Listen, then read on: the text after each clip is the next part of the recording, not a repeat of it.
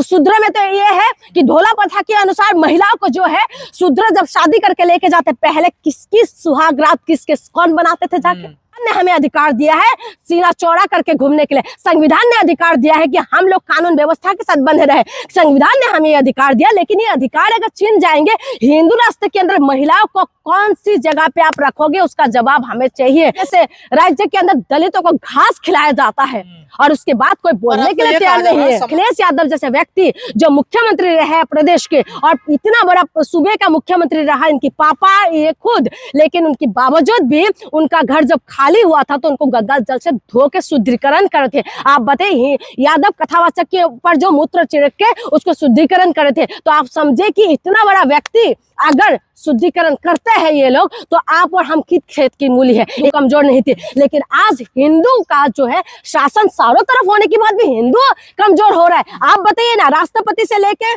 हमारे सीएम तक का हर एक छोटे छोटे पद में, हाँ निगम पार्षद तक का जो है ये सब हिंदू बैठे होने के बाद भी हिंदू कमजोर हो रहा है। कहाँ हिंदू कमजोर हो रहा है? कौन सी उसमें आपको लगता है हिंदू कमजोर है? आपका धीरेन्द्र शास्त्री को सड़कों पर आना पड़ा। मैं वही तो कह रही हूँ, मैं पूछना चाहती हूँ कि हमारी जो है प्रधानमंत्री कौन है, हमारे राष्ट्रपति कौन है, गृह मंत्री कौन है और हमारे रक्षा मंत्री कौन है? और यहाँ पर सबसे बड़ी बात है कि हिंदू का रक्षा करने वाले जो ये संगठन है, ये हिंदू के नाम पे लोगों को जो है पागल बना रहे हैं। आज हिंदू परेशान नहीं है, देश की सबसे ज्यादा आबादी किसकी है? तो आपने चाहती हिंदू एकजुट है, एक धागे में बंधे सब? मैं चाहती हूँ हिंदू एक धागे में बांधे, लेकिन उस धागे के अंदर दलित, आदिवासी और महिलाओं को कौन सी धागे पे बांधना चाहते हैं, मैं वो जानना चाहती हूँ। मैं वो जानना चाहती हूँ कि दलितों को स्थान कहाँ होगा। क्या एक धागे में बांधने के बाद दलित वो बन सकते हैं, पुजारी बनेंगे? एक धागे की बांधने के बाद क्या महिला जो है पढ़ लिख सकते हैं? एक धागे पे बांधने के बाद क्या महिलाओं को फ्रीडम देंगे जो अभी संविधान ने हमें दिया है?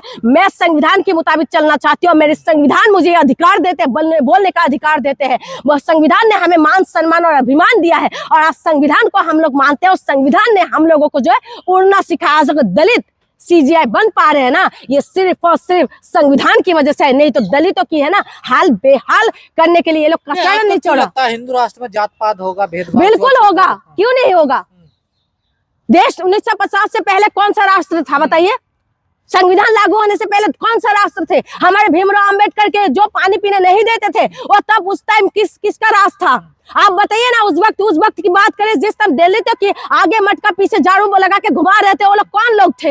मैं ये पूछना चाहती हूँ, महिलाओं को जो आप स्टोन ढकने के लिए नहीं देते थे उस वक्त किसकी राज थे? मैं ये पूछ रही हूँ कि महिला जो आप पानी पीने नहीं देते थे, उस तालाब के अंदर जानवर को मार के फेंक दिया जाता था, आप पानी पीने नहीं देते थे, उस टाइम किसके राज थे? आप जवाब दीजिए, आप जवाब दीजिए। आज भी आज की डेट पे भी आप न्यूज उठा के देख लीजिए, उड़ीसा जैसे राज्य के अंदर दलितों को घास खिलाया जाता है और उसके बाद कोई बोलने के लिए तैयार नहीं है। समानता होगी, कोई जात पात नहीं होगी। ये सिर्फ गुमराह करने की कोशिश है। व्यवस्था रहेगी। देखिए हाँ, वन व्यवस्था में क्या बताया जा रहा है? अभी मुझे किसी से बात हो रहा था, वो वीडियो वायरल भी है। अब मैं उनसे पूछ रही थी कि दलितों को क्या हिंदू राष्ट्र के अंदर पुजारी बनाएंगे? उन्होंने बोला कि नहीं, जो वन व्यवस्था बने है वही बनेगा। अच्छा ठीक है, मैंने उनसे ये सवाल किया कि आप बताइए स्टोनों का टैक्स किसने लगाया? ब्रिटिश ने, मुगलों ने? तो उनके पास कोई जवाब नहीं था। तो आप बताइए, आप वन व्यवस्था को मानते हो तो शूद्र कौन है?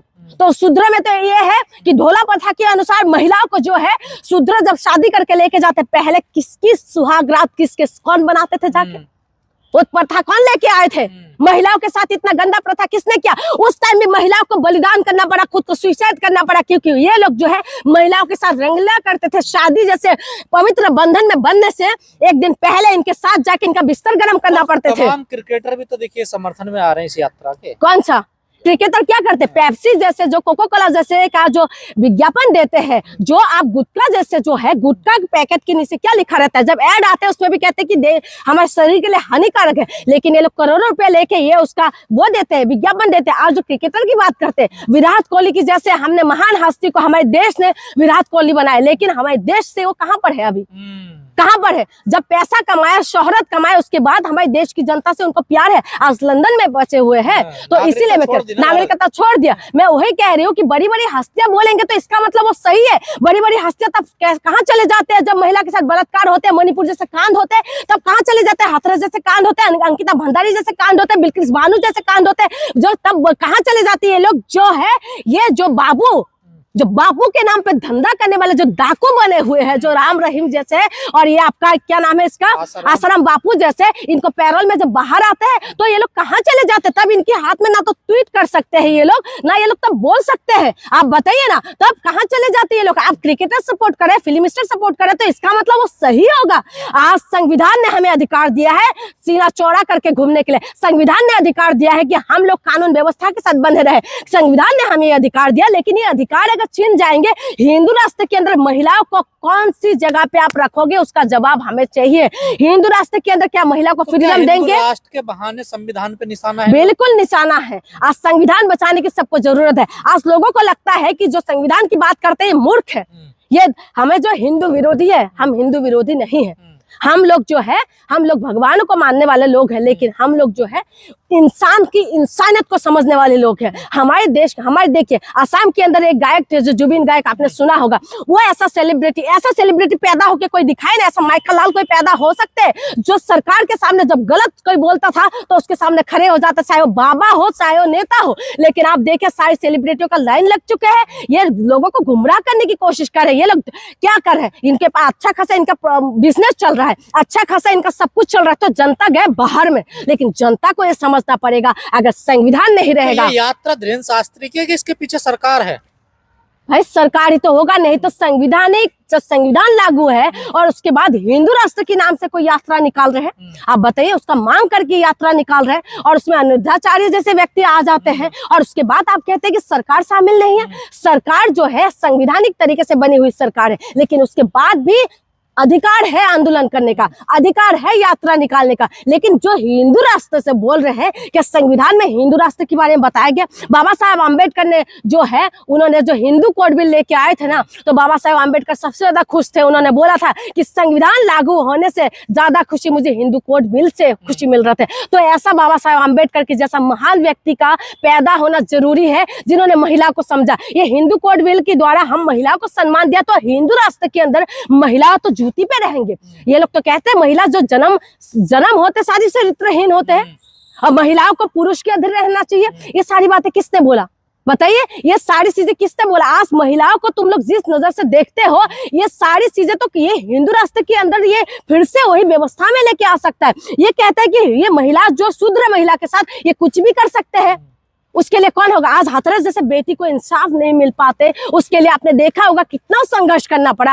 अंकिता भंडारी जैसे बेटी के लिए जो रिपोर्टिंग करने जाते हैं, उनके ऊपर भी किस तरीके की हरकतें होते हैं। तो इसीलिए मैं कह रही हूँ हिंदू राष्ट्र नहीं, ये देश संविधान से चलेगा। सरकार को बिल्कुल रोक देना चाहिए। मेरे तो सरकार से निवेदन है कि देश को जो है संविधानिक तरीके से चलने दीजिए। ये देश संविधान से चलेगा और ये देश हिंदुस्तान है, लेकिन 85% को समझना पड़ेगा। खास करके मुझे दुख है, मैं अभी ट्विटर चला रही थी, उसमें दिखाई दे रहे थे कुछ यादव लोग बोल रहे थे कि हिंदू राष्ट्र चाहिए।